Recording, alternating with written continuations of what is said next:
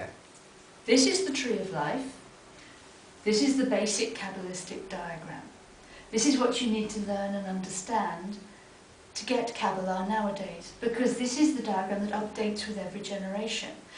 It can actually be extended into 4 diagrams nowadays called Jacob's Ladder, because each one of these diagrams here represents a world. This is the world of the human psyche.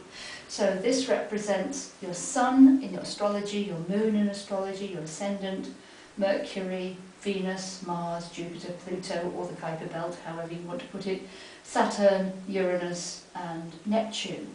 So it's an image of the psychological world, which is known as Yetzirah, the world of forms, or the world of illusions.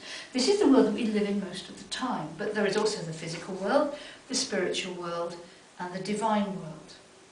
But the psychological world is the one that's unique to humanity, and this is also the world where the angelic forces live. Now, understanding this, if you know anything about the chakra system, you'll see that it's equated to the chakras and the colours, the way it's coloured nowadays. So you can see that the two systems will work together very well. And the simplest way to find out your psychological situation now is to draw that diagram freehand. If you can find an image of the tree of life that looks like this, and then just look at it and draw it quite quickly in about 1.5 minutes, how you draw it will tell you exactly what's going on in your auric field and in your psyche right now.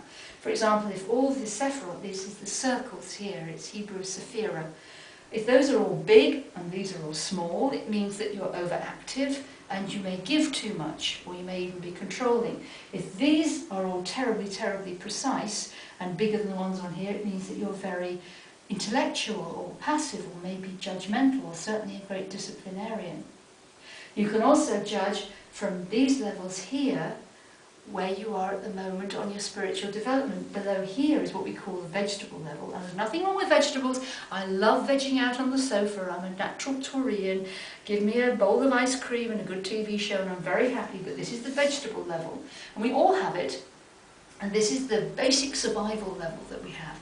So vegetables eat, have sex, recreate, seek out the sun, push other plants out of the way, and then die. And we've all got that level in us. We all want to have sex, reproduce, eat nice food, and seek out the sun, preferably somewhere like the Caribbean. And that's the basis on which we're built.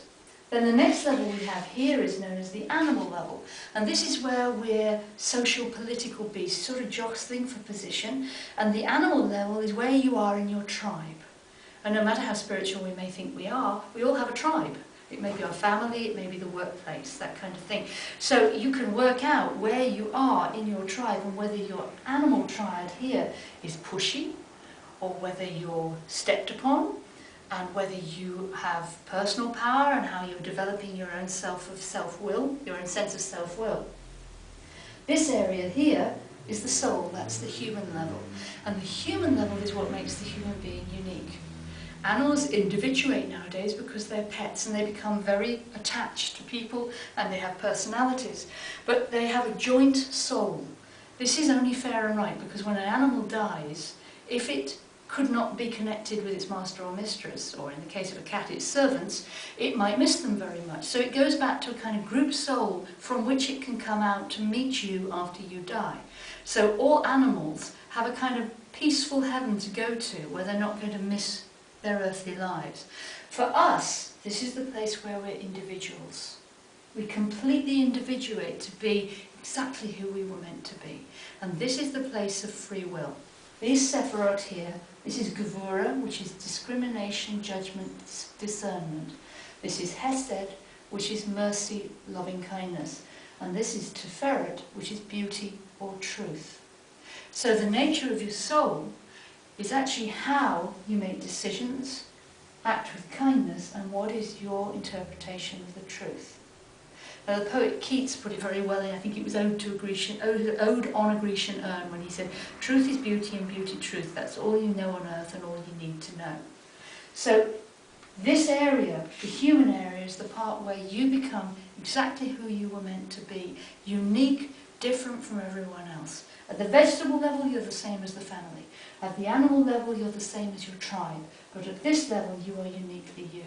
And how you get to that level is the spiritual level here, which begins in this what's known as the supernal triad and comes down to Tiferet here.